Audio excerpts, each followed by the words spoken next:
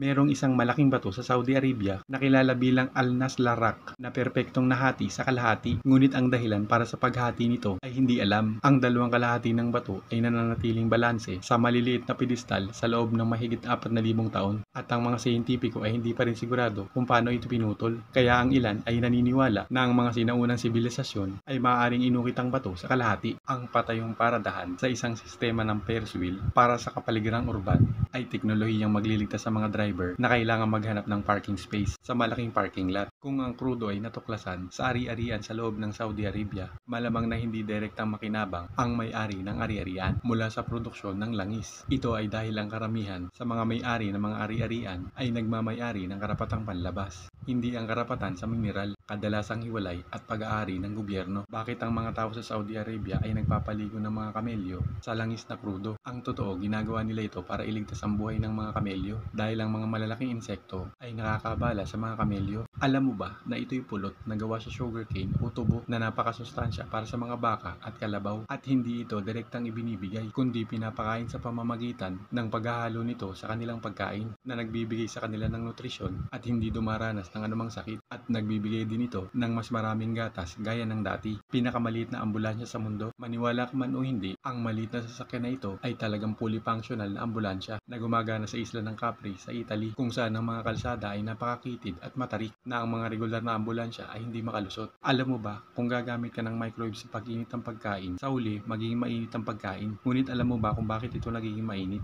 Dahil sa microwave mo ito. Nakakita ka na ba ng metal na nagbabago ng kulay sa harap ng iyong mga mata? Maaaring ito ay mukhang magic, ngunit kapag ang titanium ay inilagay sa isang solusyon ng tubig at baking soda at i-connect sa kuryente, isang bagay na hindi ka panipaniwala ang mangyayari, ang isang makulay na bagong kulay. Bakit ang molde na ito ay pinupuno ng likido? Kaya naman ang molde na ito ay isang alternatibo sa tradisyonal na molde, dahil ito ay puno ng mabilis na pagpapagaling na dagta na tumitigas sa ilang minuto at nagbabago ng kulay, na ginagawa itong ganap na solido. Nakakahumaling panoorin na nagbubuo sila ng likidong timpla sa isang higanting molde. Nasa ilang segundo, nagsisimula itong lumawak na bumubula. Ito ay tumataas at pinupuno ng foam ang buong kahon na parang buhay. Nakakita ka na ba ng stick dance na walang tao sa loob?